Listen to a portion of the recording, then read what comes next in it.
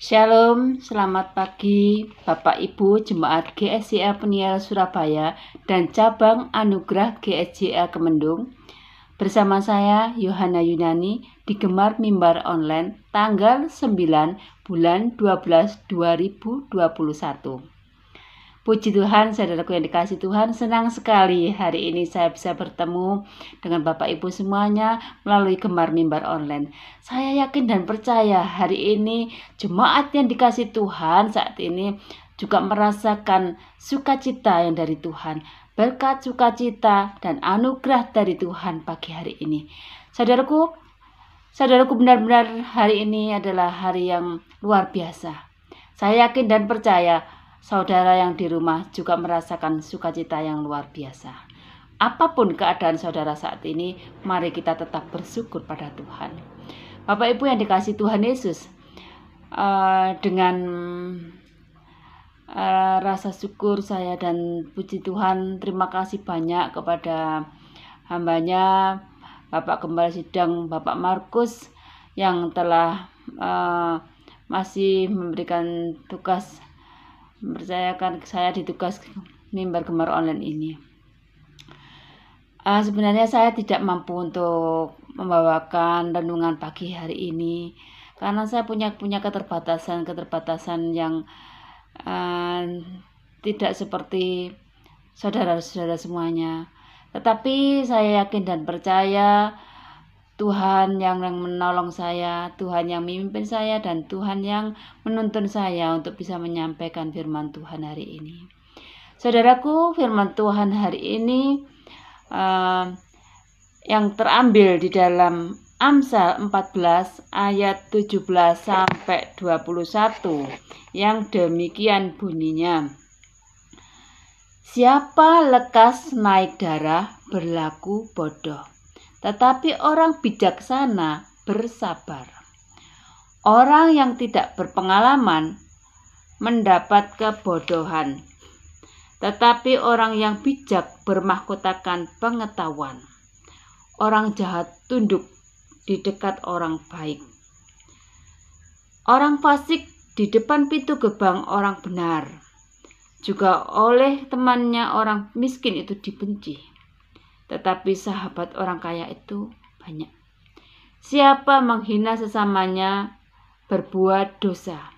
Tetapi berbahagialah orang yang menaruh belas kasihan kepada orang yang menderita. Saudaraku yang dikasihi dalam Tuhan Yesus, firman Tuhan pagi ini dengan tema pengendalian lidah. Saudaraku yang dikasihi Tuhan, bahwa di sini kita mempunyai organ tubuh yaitu mulut dan lidah, di mana mulut dan lidah kita ini berperanan penting, yaitu lidah ini mempunyai ciri lembut, tidak bertulang. Nah, firman Tuhan ini juga ada di dalam firman Tuhan di dalam Amsal 25 ayat 18. Nanti Bapak Ibu bisa baca sendiri bahwa lidah tak bertulang, ya.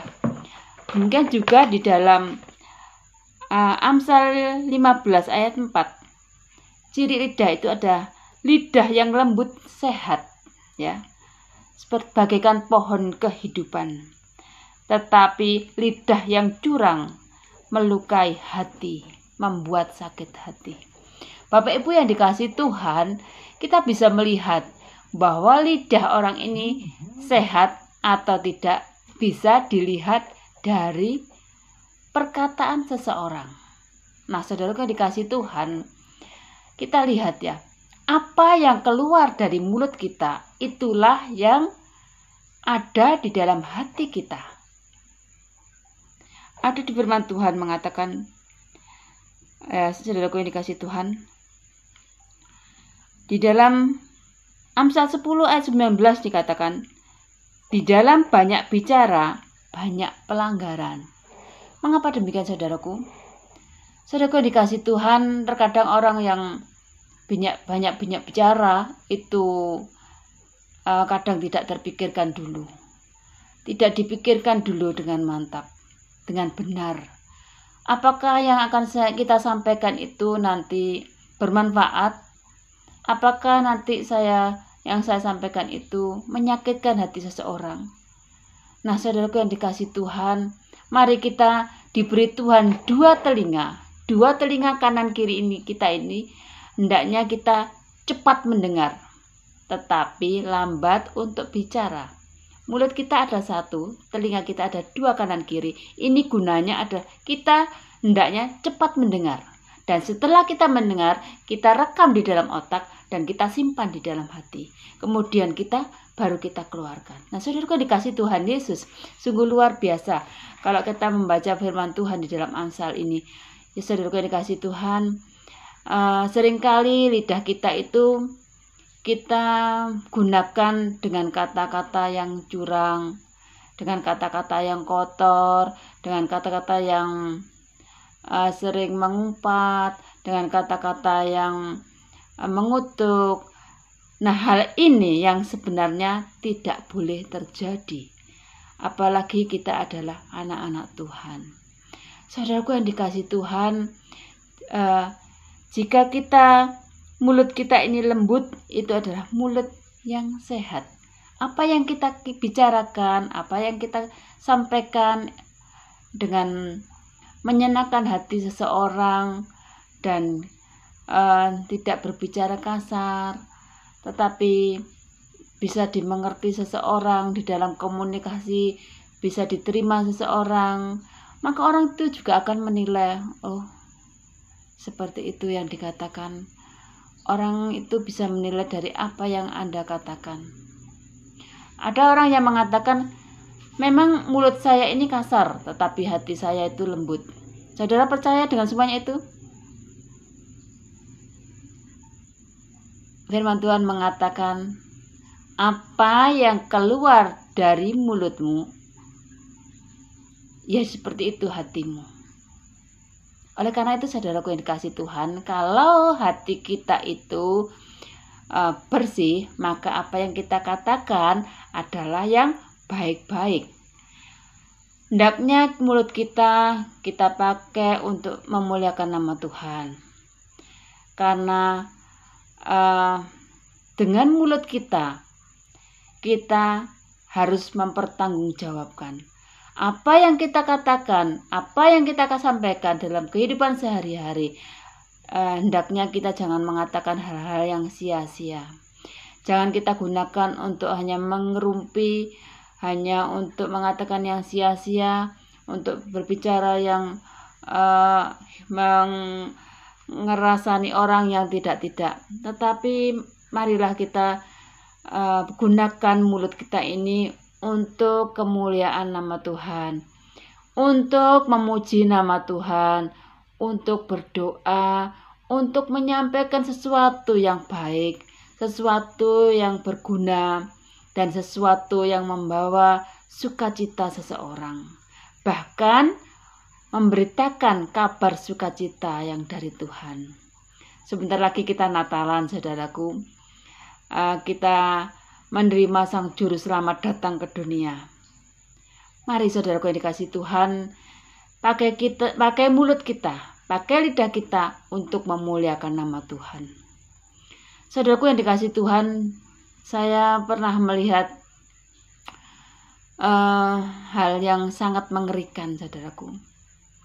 36 tahun saya menjadi perawat, dan yang sangat-sangat membuat ngeri bagi saya adalah suatu penyakit, yaitu kanker lidah. Saya melihat sendiri, saudaraku yang dikasih Tuhan, bahwa kanker lidah ini selama ini belum ada obatnya.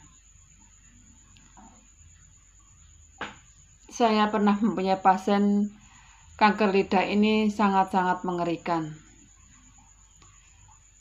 Bagaimana kita bisa menyampaikan sesuatu kalau mulutnya sendiri itu penuh dengan racun, penuh dengan suatu penyakit, dan lidahnya itu sudah membusuk, dan di situ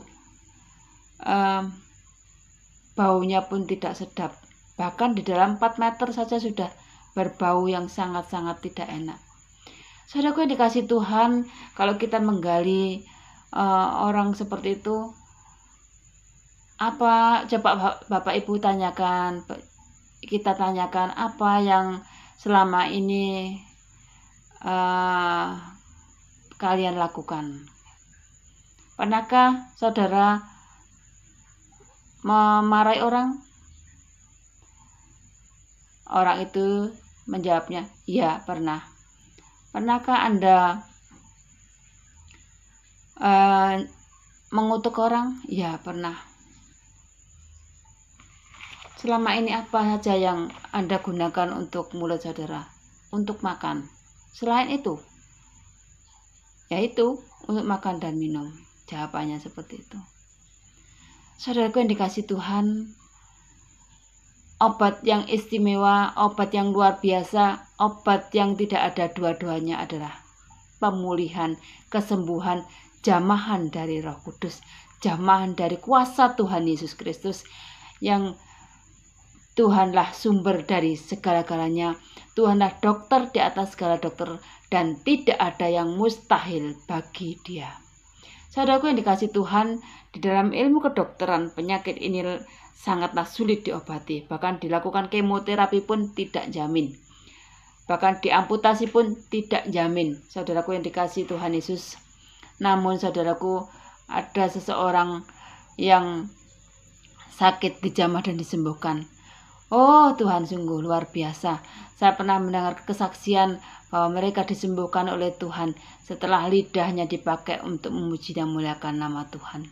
Saudaraku yang dikasih Tuhan Yesus, mari kita memuji nama Tuhan dengan sungguh-sungguh, dengan penuh tulus ikhlas, dan dengan suatu hal yang kita gunakan untuk kemuliaan nama Tuhan. Saudara dikasih Tuhan, saya merasa tersentuh dengan lagu ini. Kemurahan-Mu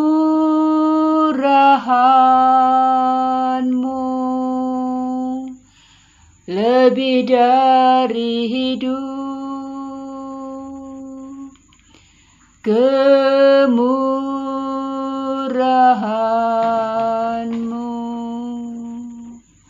lebih dari hidup. Bawa lidahku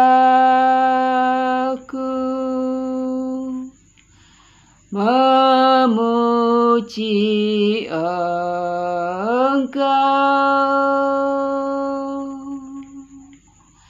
Kemurahan-Mu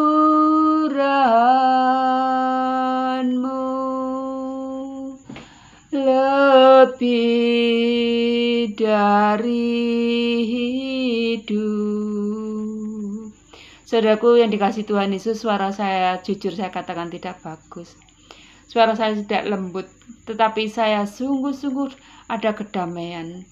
Kami sekeluarga percaya sungguh-sungguh bahwa hanyalah Tuhan Yesus yang mampu mengubah hidup kita.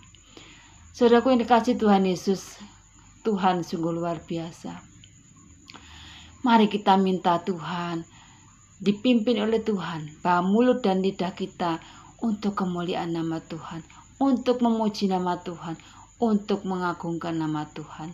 Saudaraku yang dikasih Tuhan Yesus, kalau dulu saya belum bertobat, kalau saya dimarahi ganti saya marahi, saudara. Kalau saya dimaki ganti saya maki, saudara dikasih Tuhan. Oh saudara dikasih Tuhan, sekarang saya tidak mau lagi. Setelah pernah saya mendoakan orang yang sakit, malam hari saya bermimpi bahwa orang yang saya doakan itu di sekitar mulutnya ini ada seperti tompel yang hitam sekali, sangat-sangat hitam. Kemudian saya berdoa, mengapa demikian? Karena disitulah lidah dan mulutnya masih banyak dosa, masih penuh dosa. Lidah dan mulutnya harus bertobat. Saudara yang dikasih Tuhan Yesus, setelah orang itu bertobat, setelah orang itu percaya Tuhan Yesus, setelah orang itu mulutnya dipakai untuk kemuliaan nama Tuhan, orang itu sembuh kembali dan sehat kembali. Oh saudaraku yang dikasih Tuhan, tidak ada yang mustahil bagi Tuhan. Kami yakin dan percaya kuasa Tuhan, mujizat Tuhan itu tidak ada yang mustahil. Oleh karena itu jangan pakai mulut kita untuk menghina orang, apalagi orang yang kita hina itu adalah orang yang menderita, orang yang sangat menderita. Janganlah kita menghina mereka, tetapi mari kita menolong mereka supaya apa yang kita lakukan itu untuk kemuliaan nama Tuhan. Dan apa yang kita kerjakan, mari kita lakukan seperti untuk Tuhan. Kita lakukan dengan tulus seperti untuk Tuhan. Saudaraku yang dikasih Tuhan Yesus, yang kami merasakan sangat bersyukur sekali ya saudaraku, di dalam firman Tuhan di dalam Mazmur 34 ayat 13 sampai 14 mengatakan ya saudaraku, Mazmur, mari kita baca di dalam Mazmur 14 ayat Mazmur 34 ayat 13. Jagalah lidahmu terhadap yang jahat dan bibirmu terhadap ucapan-ucapan menipu. Jauhilah yang jahat dan lakukanlah yang baik. Carilah kedamaian dan berusahalah mendapatkannya. Jadi saudaraku yang dikasih Tuhan, kunci kita mendapatkan hidup damai, hidup yang berhasil adalah menjaga lidah dan mulut. Saudaraku yang dikasih Tuhan, lidah dan mulut kita itu adalah untuk komunikasi. Bagaimana komunikasi kita kalau tidak baik, maka itu bisa menentukan masa depan kita. Saya pernah melamar pekerjaan, di mana pelamar pekerjaan itu ada diwawancarai dari A sampai Z. Kalau apa yang kita sampaikan itu salah, kalau yang kita sampaikan itu tidak berkenan, maka akan gagal dalam wawancara itu. Dan gagal pula di masa depannya yang kita harapkan. Tetapi saudaraku yang dikasih Tuhan, oleh kemurahan Tuhan dan kasih Tuhan, Tuhan itu memimpin kita. Jadi saudaraku yang dikasih Tuhan, kemanapun saudara berada, kemanapun saudara mau melangkah, mintalah pertolongan Tuhan. Untuk Tuhan pimpin, untuk Tuhan sertai, supaya kita bisa menjaga mulut kita yang kecil ini dan lidah kita ini bisa menjadi alat Tuhan dan dipakai oleh Tuhan untuk kemuliaan nama Tuhan. Nah, saudaraku yang dikasih Tuhan Yesus, sungguh luar biasa. Kalau saudaraku membaca firman Tuhan ini dari ayat ke ayat, saya sungguh diberkati oleh firman Tuhan. Nah, oleh karena itu saya sangat hati-hati untuk berkomunikasi, melakukan apa saja kepada orang-orang lain, kepada orang-orang yang saya jumpai, supaya kita tidak melakukan kesalahan dari mulut kita. Mari kita berpikir dulu sebelum mengucapkan sesuatu. Berpikir dulu sebelum menyampaikan apa yang isi hati kita yang harus kita sampaikan. Satu, apa yang saya sampaikan nanti kira-kira bermanfaat atau tidak? Apa yang saya sampaikan nanti benar apa tidak? Apa yang saya sampaikan nanti membangun atau tidak? Apa yang saya sampaikan nanti menjadi berkat atau tidak? Kalau semua yang akan kita sampaikan itu nanti sia-sia, maka lebih baik saudara diam. Ingat firman Tuhan, di dalam banyak bicara, banyak pelanggaran. Nah, saudaraku yang dikasih Tuhan, mari kita serahkan mulut dan lidah kita, hati kita ke dalam tangan Tuhan. Kami yakin dan percaya kalau hatinya bersih, apa yang Anda sampaikan, apa yang Anda katakan, itu menjadi berkat. Dan saya yakin dan percaya sebentar lagi Natal, sebentar lagi kita menyambut kedatangan Sang Juru Selamat.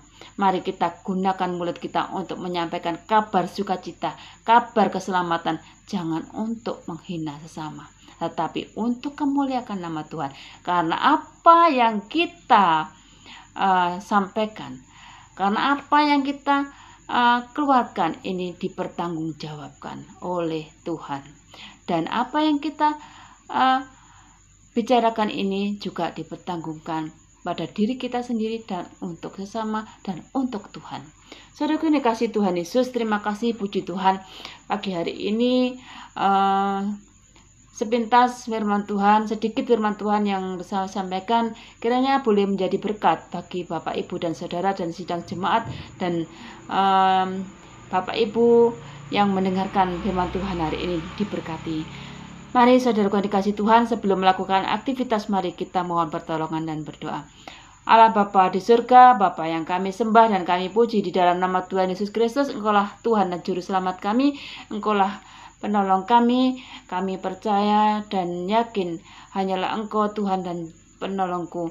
Hari ini Tuhan, kami mau bertobat, kami mau dipakai untuk Tuhan, untuk kemuliaan nama Tuhan.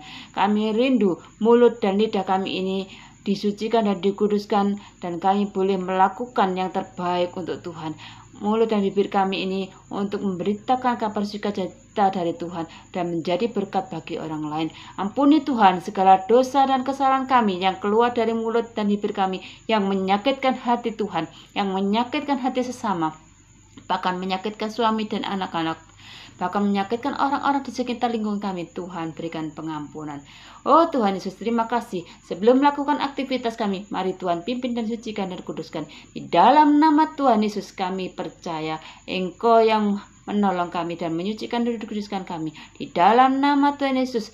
Haleluya. Amin. Selamat pagi, selamat beraktivitas. Tuhan Yesus memberkati. Amin.